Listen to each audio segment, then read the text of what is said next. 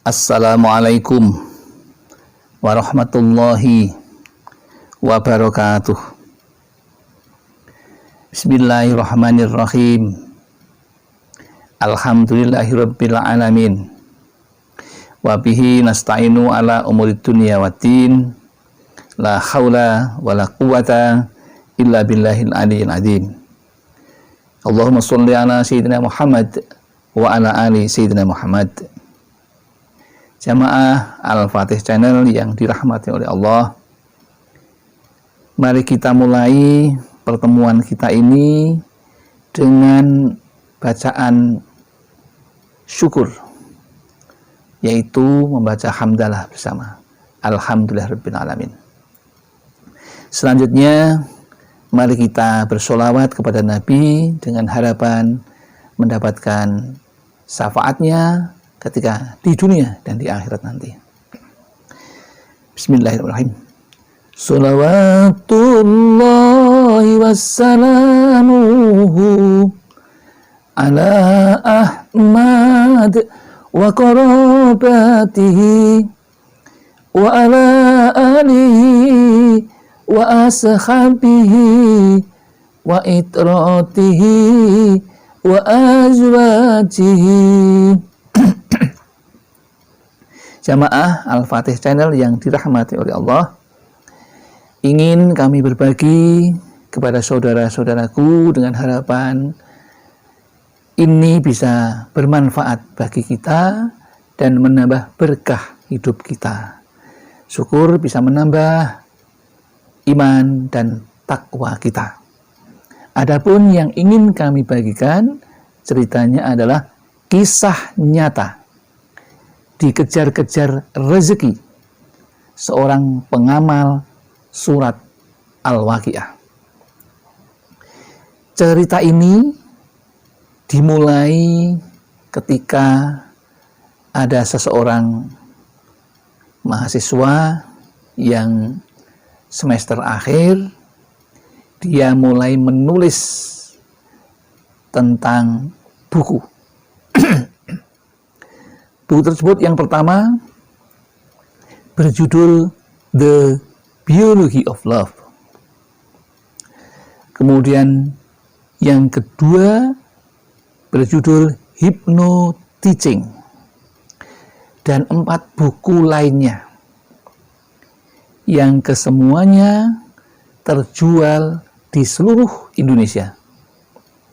Saat itu di toko yang cukup terkenal yang namanya Gramedia di seluruh Indonesia menjual buku-buku tersebut.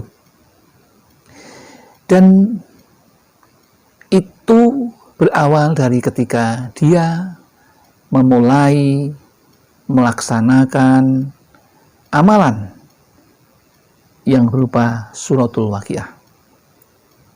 Surat itu ia baca setiap subuh 1 kali, setiap maghrib 1 kali. Kemudian ketika membacanya juga diawali dengan berwasilah. Caranya sudah ada di konten Al-Fatih, saudara-saudaraku bisa mencari di sana.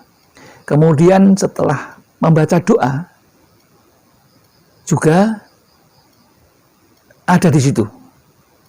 Ya, jadi surat Al-Waqiah ada doanya juga sudah ada di konten Al-Fatih, bisa dicari di sana.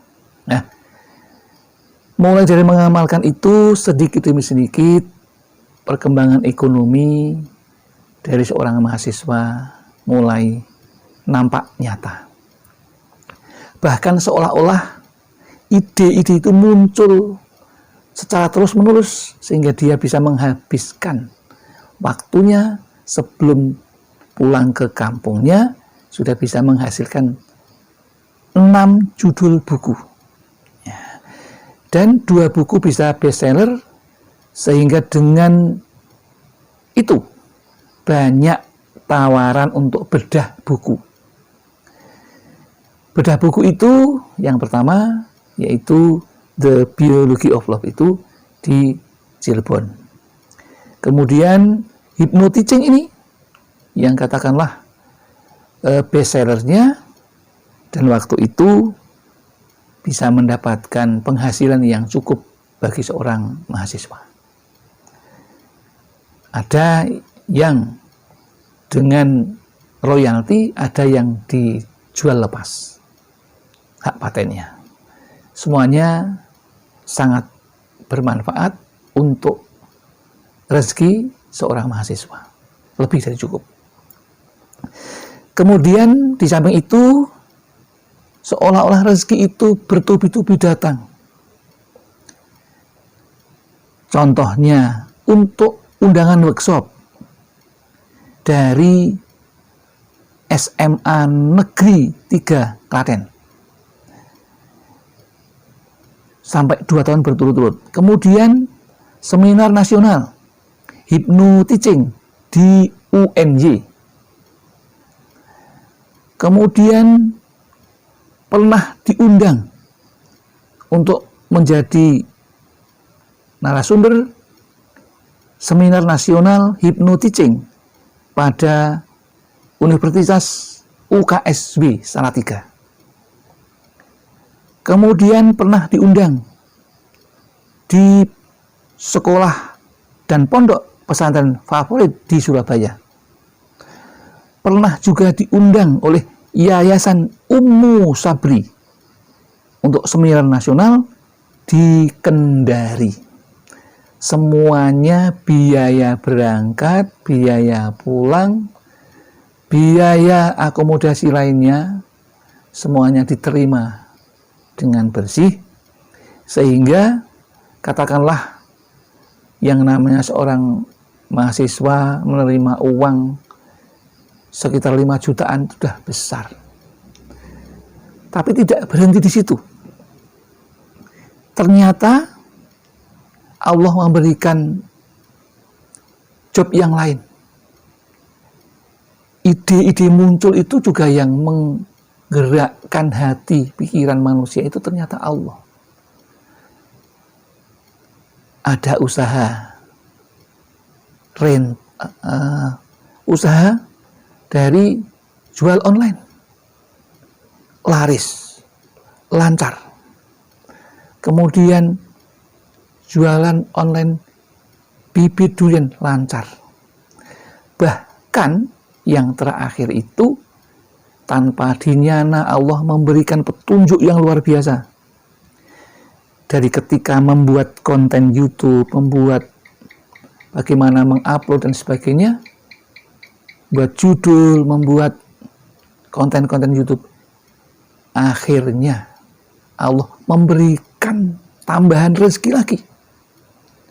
Rezeki yang kalau kami menyebut nominal tidak etis, tapi katakanlah 2 kali lipat seorang pegawai negeri golongan 4A, 2 bulan dia terima 1 bulan. Nah, kira-kira itu tambahannya. Itu semua karena Allah Subhanahu wa Ta'ala yang menggerakkan, yang mengarahkan.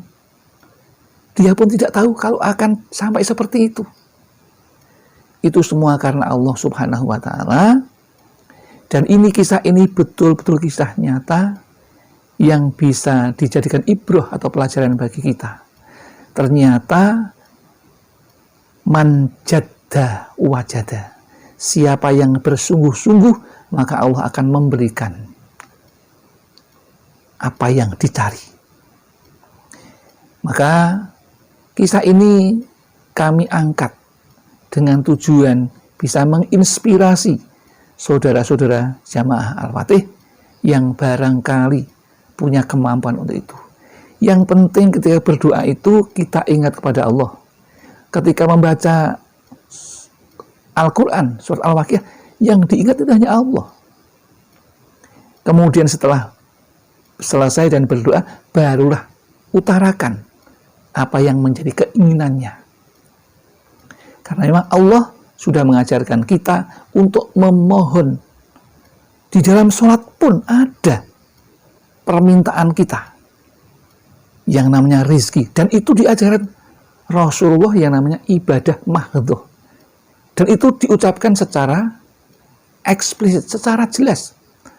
ketika kita selesai sujud, bangun dari sujud itu, maka pasti kita akan mengucapkan Rabbighfirli warhamni wajburni warzuqni wahdini wa'afini wa'afani. Ada kata-kata warzuqni, dan berilah aku rezeki ya Allah.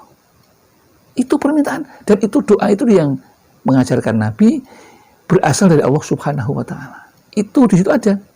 Cuma di situ secara umum rezeki.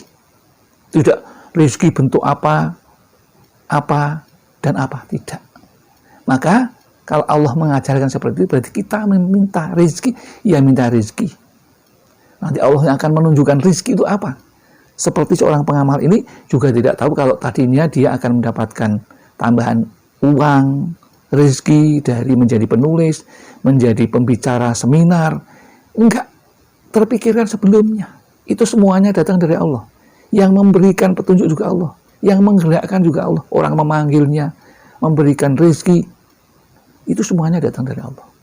Kemudian sampai dengan sekarang menjadi seorang tambahan yang saat ini tambahannya sekitar 2 kali. 1 bulan dia mendapatkan penghasilan sekitar 2 kali pegawai negeri golongan 4A. Itu kira-kira seperti itu. Itulah yang barangkali bisa kami sampaikan. Mudah-mudahan ini bisa menginspirasi kita untuk selalu berdoa dan sungguh-sungguh. Dan ketika berdoa, yang penting satu, tidak boleh ada keraguan sedikit pun. Harus yakin bahwa doa kita akan diterima. Yang kedua, kita harus berhusnudon atau berprasangka baik kepada Allah, karena itu Allah juga akan berprasangka baik kepada kita. Demikian yang dapat kami sampaikan. Mudah-mudahan ada manfaatnya, ada berkahnya dalam hidup kita, menjadi berkah dunia dan akhirat. Kami akhiri dengan mari membaca sholawat bersama. Namanya sholawat qorobah. Bismillahirrahmanirrahim. Sholawatullahi wassalamuhu ala Ahmad wa qorobatihi wa ala alihi wa ashabihi wa itratihi wa azwajihi. Mudah-mudahan dengan berwasilah sholawat qorobah ini kita akan dekat dengan Nabi, dengan sahabat Nabi, dengan ahli Nabi, keluarganya, keturunannya, dan istri-istri beliau. Demikian yang dapat kami sampaikan. Mudah-mudahan diampuni salahnya kalau ada salah, tapi kalau ada benarnya itu semata-mata Allah yang punya. Akhirul kalam, billahi taufiq wal hidayah wal inayah wal barakah. Assalamualaikum warahmatullahi wabarakatuh.